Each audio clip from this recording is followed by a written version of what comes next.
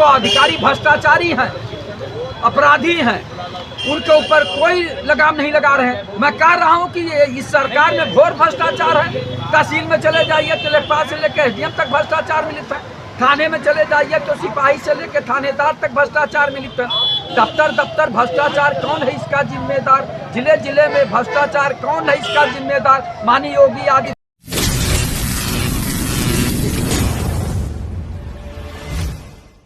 नमस्कार, मैं अंकित रावत मौजूद है इस वक्त राजधानी लखनऊ के हजरतगंज में। हमारे साथ में आम जनता से बात करने के लिए एसआईआर को लेकर कई बीएलओ की मौत हो चुकी है। क्या बीएलओ अपना काम करके प्रेशर में काम कर रहे हैं या किसी के दबाव में आकर काम कर रहे हैं? आइए हम बात करते हैं और जानते हैं कि इसका क्या मुख्य उद्देश्य, क्या कारण है कि अपनी सुसाइड या मौत हो रही है। सर, एसआईआर को बीएलओ के काम को लेकर कितना प्रेशर हो रहा है कि आत्महत्या करने में हो रहा है? ऐसा नहीं है, वही बेलो आत्महत्या कर रहे हैं जिन्होंने जा करके काम कभी किया नहीं, बच्चों को पढ़ाया नहीं, उन्हीं को लगाया गया। न कोई आशा बहू उनके साथ में लगी हुई है, उनके सपोर्ट में 1,35,000 वो हैं हमारे यहाँ निर्वाचन वो बूथ, और उसमें सिर्फ 25 लोग मरे हुए हैं। 25 लोग ऐसे नहीं मरे, ऐसे घर में रहेंगे नहीं मरेंगे। तुमको 8 घंटे काम करना है, 1,000 लोगों को फार्म भरना। फार्म मैं आपको दिखा दूँ, उसमें कुछ नहीं है। देखिए मैंने आपको दिखा रहा हूँ, तो उसमें क्या है ऐसा टिपिकल जो कि ये नहीं कर पा रहे हैं, तो तुम नौकरी छोड़ दो। उसमें टिपिकल कहीं कुछ है ही नहीं। देखो SIR का फार्म मैं आपको दिखा रहा हूँ, ये देखिए, ये आप देखिए इसमें क्या इसमें टिपिकल है, क्या नहीं भर पा रहे हो। तुम नाम किताब और एपिक नंबर नहीं तुम भर पाओगे। तुम किस लिए तुम नौकरी कर रहे हो? इसका मतलब तुम नौकरी के काबिल नहीं हो, नौकरी के तुम अकर्मणी हो, तुम काम करना नहीं चाहते हो। देश के जनता का पैसा तुम ऐसे ही खाना चाहते हो और ऐसे ही खा रहे हैं। तो ऐसे लोगों के ऊपर कोई ठीक है। सरकार अभी समय दिया है, सरकार फिर बढ़ाई। अब एकदम से कह दिया जाए 6 महीने में करोगे तो तुम और नहीं करोगे। तुमने कभी काम किया नहीं, तुमने कभी पढ़ाया नहीं। इस कॉलेज में जा कर के सुबह 11 बजे तुम स्कूल से गांव गए और गए वहाँ पर 2 घंटा गप्पे मारे, उसके बाद चले आए। बच्चों को तुम जब अभी उनके ऊपर ये प्रेशर कर दिए, बच्चों को तुमने क्या पढ़ाया तो वो नहीं बता पाएंगे बच्चों को। कौन सा कारण विपक्ष बदनाम करने का काम और कोई इसको मिला नहीं। अभी आपने देखा हरियाणा हारे हैं, वो और बिहार हारे हैं, सब हार रहे हैं। इनको और कोई आप लोग पर नहीं मिला तो भारतीय जनता पार्टी में बेलो मर रहे हैं। अभी सुधाकर सिंह आ रहे थे, हार तय हो गया, तो उनके ऊपर कौन प्रेशर था विधायक के ऊपर। अभी हम यहाँ जाए, हमारे ऊपर कौन प्रेशर था? ये सब कहने की बात है। कुछ हाँ, अधिकारी अगर कुछ भी इसलिए चाहे जिस विभाग में हो, अधिकारी प्रेशर बनाए काम नहीं करोगे। भाई काम के लिए तुम रखे जो काम कि तुम जनता का पैसा ले रहे हो, टैक्स का जनता के पैसे से तुम 80,000 82,000 रुपया महीने में तनख्वाह पा रहे हो। 8 घंटे काम नहीं करोगे। 8 घंटे काम करने के लिए, और हम कह रहे हैं 1 महीने में 27 दिन तो कॉलेज चलता है। 27 दिन में कितने फार्म तुमको भर, और क्या है इसमें टिपिकल? हमको कोई ये बताओ इसमें क्या टिपिकल है। मैं समझ में नहीं आ रहा क्या टिपिकल। हाँ, वो है जो जिनके यहाँ पे नहीं है, जिनके बाप दादे नहीं है, उनका टिपिकल है तो अपन ला कर पत्रकार की। तो इसलिए ये कुछ नहीं, इसका कोई वो नहीं। SIR होना चाहिए, SIR जनपूर्वक हो रही है और होता रहेगा, उसमें कोई समस्या नहीं है। सोची समझी साजिश के तहत विपक्ष को लाभ उठा रहा है, इसमें कोई फर्क नहीं पड़ने वाला। और 50% गाँव के लोग जो पढ़े लिखे खुद ही तैयार, हम बता रहे, हम अपने को बता रहा हूँ। फोन किया हमारे यहाँ के शिक्षा में कि चाचा आपके घर के 5 वोट हैं, आप फार्म दे दीजिए। हम गए और दे आए, चले आए आधा घंटा। उसमें क्या था, हमारा नाम लिखा, हमारा वो लिया, हमारा आधार कार्ड लिया, और उसके बाद हमारा एपिक नंबर लिया जो हमारा पुराना चल रहा था, वो उसमें लिखा है एपिक नंबर। फार्म दिया जा रहा है, देखो मैं एपिक नंबर कहीं ढूंढना नहीं, फार्म में लिखा है एपिक नंबर। जो फार्म दो दिए जा रहे हैं, एक में फोटो लगा के उसको आप दे दीजिए सब अपना आधार वो लिख करके, और एक तुमको रिसीविंग दे रहा। कुछ भी समस्या का हमें समझ इतना नहीं काम कर पाओगे तो नौकरी छोड़ दो। नौकरी क्यों कर रहे हो? देश का पैसा सिर्फ हराम का आता है, टैक्स पैसा हराम का आता है। सरकार तुमसे काम नहीं लेगी, तुम ऑफिस में बैठोगे, ऑफिस में हमारा हक काम करो, चाहे प्रेशर हो चाहे कुछ। ऐसा नहीं, उसकी मुख्य आयोग की अधिकारी की बात है। हम लोग ने तय, पहली बार नहीं हो रहा, ये 9वीं बार हो रहा है। समय सीमा सरकार पहले एक समय सीमा निर्धारित करती है, उसमें जब काम नहीं होता, देखता भी बच रहा तो भी और बढ़ाती। एक्सटेंशन अभी से 6 महीने दे दे तो 6 महीने घर ही में बैठे रहेंगे, ये जब 15 दिन बचेगा तब फिर जाएंगे, फिर हल्ला उठाएंगे। ये सब नहीं चलने वाला। ये सब विपक्ष की जो पूरी ढकोसला है, इससे कोई जनता पे पड़ेंगे। जनता सब खुश है, जनता सब शहर अपने आप दे आ रही है, कोई वहाँ वो नहीं। सरकार ने 4 दिसंबर लास्ट डेट रखा है, उसको बढ़ा करके 11 दिसंबर कर दिया गया है। इस पर क्या कहना चाहिए? सरकार को कम से कम 3 महीने का समय देना चाहिए था। अभी हमारे भाई साहब बोल रहे थे भारतीय जनता पार्टी की कार्यकर्ता, तो भारतीय जनता पार्टी की सरकार में और भारतीय जनता पार्टी के नेताओं को यही लगता है ना कि गांव का मौसम बहुत गुलाबी है। ये दावा खोखले हैं, ये दावा खोखले हैं। इस तरह का काम कर रहे हैं ये लोग। वास्तव में जनता बहुत परेशान है। आपको बताएं, एक व्यक्ति का 5 परिवार है, 5 परिवार का कागज केवल तैयार करने में 1.5 रुपया खर्चा आ रहा है। फोटो खिंचवाएंगे, आधार का फोटो स्टेट करवाएंगे, तो एक व्यक्ति पे 30 रुपया कम से कम खर्चा आता है, 5 व्यक्तियों पे 150 रुपया खर्चा आएगा। वो जनता पे बोझ नहीं है। दूसरी बात, BLO आप आशा बहू और आंगनबाड़ी कार्यकर्ती को लगाए हुए हैं, उनको उतनी जानकारी नहीं ना ट्रेंड किए हैं आपको तो ग्राम पंचायत अधिकारी और ग्राम विकास अधिकारी और लेखपाल को लगाना चाहिए। तो आप तो मानदेय वालों को लगाए हुए हैं और आप कह रहे हैं कि बहुत अच्छा काम हो रहा है, बहुत अच्छा काम हो रहा है, जनता खुश है। अरे जनता खुश क्या है, आप तो मारने के बाद रोने भी नहीं दे रहे हैं। भारतीय जनता पार्टी के लोग वो आदमी है, वो पार्टी है कि मारने के बाद रोने भी नहीं दे रही है कि रो के भी वो अपना कुछ सिक्का गिलवा अंदर से निकाल दें। वो तो सांसद में पड़े हुए हैं।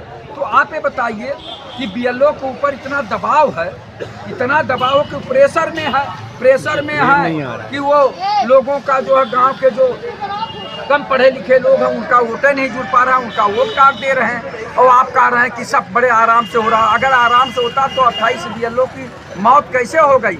ये प्रेशर में लोगों की जान जा रही। हार्ट अटैक अलग की बात है, एक 65 साल का व्यक्ति या 70 साल के व्यक्ति को हार्ट अटैक हो रहा वो अलग की बात है, लेकिन जो 35 साल का, 28 साल का, 38 साल का जो लोगों के निधन हो रहा काम के बोझ से यानी दबाव से, यानी सरकार के दबाव से हो रहा है, तो इसको तो रोकना चाहिए। तो ये सरकार क्रूर हो गई है, निष्ठुर हो गई है, निर्दयी हो गई है कि वो आम जनता के सुरक्षा की बातें नहीं कर रही है कि हाँ भाई काम लिया जाए। हम नहीं कहते कि काम अधिकारियों से न लिया जाए, अधिकारियों से काम लिया जाए, लेकिन उन्हें समय भी दिया जाए। अधिकारी या कर्मचारी भी इंसान हैं और जो अधिकारी भ्रष्टाचारी हैं, अपराधी हैं, उनके ऊपर कोई लगाम नहीं लगा रहे हैं। मैं कह रहा हूं कि इस सरकार में घोर भ्रष्टाचार है। तहसील में चले जाइए तो लेखपाल से लेकर SDM तक भ्रष्टाचार मिलित है। थाने में चले जाइए तो सिपाही से लेकर थानेदार तक भ्रष्टाचार मिलित है। दफ्तर भ्रष्टाचार, कौन है इसका जिम्मेदार? जिले में भ्रष्टाचार, कौन है इसका जिम्मेदार? माननीय योगी आदित्यनाथ जी संत महंत मुख्यमंत्री हैं, क्यों नहीं जो है इसको रोक लगाते? माननीय मुख्यमंत्री जी 8 साल से माननीय मुख्यमंत्री हैं। 8 साल में न कभी किसी तहसील में गए, न किसी थाने में गए कि हमारे कर्मचारी जनता के साथ कैसा व्यवहार कर रहे हैं। तो धरातल पे तो घोर भ्रष्टाचार हो रहा है। इधर माननीय मुख्यमंत्री जी क्या कहते हैं? जीरो टॉलरेंस, भ्रष्टाचार मुक्त उत्तर प्रदेश, अपराध मुक्त उत्तर प्रदेश, गुंडा मुक्त उत्तर प्रदेश केवल कहते हैं। धरातल पे घोर भ्रष्टाचार हो रहा। पत्रकार महोदय, ये भारतीय जनता पार्टी के लोग जनता को गुमराह करते हैं, केवल गुमराह करके केवल वोट लेना चाहते हैं। आप एक तरह के दहशत फैलाए हुए हैं SIR बोलकर। SIR का भी पूछे तो फुल फॉर्म नहीं बता पाते। फुल फॉर्म में ये भारतीय जनता पार्टी के नेता कार्यकर्ता नहीं बता पाएंगे। अभी कल पूछे थे एक पत्रकार महोदय, नहीं बताए। स्पेशल यहाँ इंसेंटिव रिफॉर्म, समझे आप, ये था, नहीं बता पाए ये लोग। लेकिन अब ये लोग कहते हैं गहन निरीक्षण कार्य जो हो रहा वोटर लिस्ट का कर रहे हैं, लेकिन समय भी दे, चूंकि वो भी एक इंसान है। ठीक है, निचले तबके के कर्मचारी हैं, ये कह रहे हैं नकारा है, नकारा थे, काम नहीं कर रहे थे, इनको निकाल बाहर करिए। जो अच्छे काम करने वाले पढ़े लिखे हैं उनको नौकरी दीजिए ना, कौन मना कर रहा? हम लोग तो कहते हैं कि जो कर्मचारी हो, अधिकारी नकारा है, भ्रष्टाचारी है, अकर्मण है, उनको निकाल बाहर करिए। जिस देश में MSc PhD डीलिट करके, IIT करके, BTech MTech करके, ITI पॉलिटेक्निक करके, D pharma B pharma M pharma करके, B.Ed BTC करके बेरोजगारी का दंश झेल रहे हैं, कुंठित हो रहे हैं, उन्हें क्यों नहीं लगाया जाता है? जो लोग नहीं काम कर रहे हैं उन्हें निकालिए, चाहे जिस विभाग में हो। RTO हैं भ्रष्टाचार में लिप्त हैं, स्वास्थ्य विभाग में डुप्लीकेट दवाएं जा रही हैं, वहाँ भ्रष्टाचार हो रहा, लोक निर्माण विभाग, सिंचाई विभाग, कोई विभाग ऐसा है नहीं जिसमें भ्रष्टाचार न हो रहा। लेकिन माननीय मुख्यमंत्री जी रोज बोलते हैं केवल जीरो टॉलरेंस, जीरो टॉलरेंस। ये भाजपा की सरकार है भैया। वही हाल है कि ये लोग जो है जनता को गुमराह करके केवल वोट लेते हैं और कहते हैं कि हम देशभक्त है। ये देशभक्त नहीं है, राष्ट्रभक्त नहीं है, ये केवल कुर्सी भक्त है। ये केवल कुर्सी भक्त है। राष्ट्रभक्त और देशभक्त हम लोग हैं। हम लोग किसानों की आवाज़, नौजवानों की आवाज़, बेरोजगारों की आवाज़ और जो ठेला खुमचे वाले हैं उनकी आवाज़ उठाते हैं, गरीब का गुर्गों का आवाज़ उठाते हैं, जो बेचारे बोल नहीं पाते हैं, जो परेशान हालत में, उनकी हम लोग आवाज़ बन के बोल रहे हैं और सरकार के आँख कान खोलने का काम कर रहे हैं। लेकिन तब भी ये सरकार इस कान से सुनती उस कान से निकाल देती है और जनता के ऊपर कोई ध्यान नहीं दे रही है। तो मैं कहना चाहूँगा, जुल्मी कब तक जुल्म करेगा? सत्ता के हथियारों से जर्रा जर्रा गूंज रहा है परिवर्तन के नारों से। तो फिर हम सही तो ये माननीय योगी आदित्यनाथ जी संत मुख्यमंत्री इन्हें ध्यान देना चाहिए। और सबसे बड़ी बात, एक पत्रकार महोदय एक सही बात कहने जा रहा हूँ, जो MLA है, MLC है, जो MP है, राज्यसभा सदस्य हैं, IAS IPS PPS PCS है, जो भ्रष्टाचारी हैं और जिनके ऊपर 50 मुकदमे, 60 मुकदमे, 68 मुकदमे, 75 मुकदमे हैं, मर्डर के भी हैं और भ्रष्टाचार के भी हैं। और माननीय योगी आदित्यनाथ जी संत महंत के बगल में बैठते हैं माननीय मुख्यमंत्री जी। क्या बताइए, लखनऊ में हवेली, जिस जिले से आते हैं वहाँ हवेली, नोएडा, गाजियाबाद, नैनीताल में हवेली, पूना, नासिक में 100-200 बीघे का कृषि फार्म, लखनऊ के इर्द गिर्द 100-200 बीघे का कृषि फार्म, प्राइवेट डिग्री कॉलेज और प्राइवेट अस्पताल बनाए हुए हैं, 6-6, 7-7 फॉर्चूनर लिए हैं और उसके बाद जो अब तो हेलीकॉप्टर भी खरीद रहे हैं। ये कहाँ से ले आए? ये कहाँ से ले आए? क्यों नहीं माननीय मुख्यमंत्री जी इनकी जांच करते हैं और इनको जेल भेजते हैं? इनकी संपत्ति क्यों नहीं जब्त करते हैं? तो केवल कहने से काम नहीं चलेगा। Zero tolerance, zero tolerance, zero tolerance. भ्रष्टाचार मुक्त उत्तर प्रदेश, अपराध मुक्त उत्तर प्रदेश, गुंडा मुक्त उत्तर प्रदेश, इन पे कार्रवाई करिए, तब जनता जो है आपसे खुश होगी। नहीं तो आपसे जनता बहुत नाराज चल रही माननीय मुख्यमंत्री जी। और आपके जितने स्वजाति विधायक और बड़े बड़े हैं वो जो है बालू खनन करा रहे हैं और जो है बड़ा बड़ा जो है कार्य कर रहे हैं, उसमें घोर घोटाला हो रहा है, उसको क्यों नहीं ध्यान देते? तमाम अपराधी बचे हुए।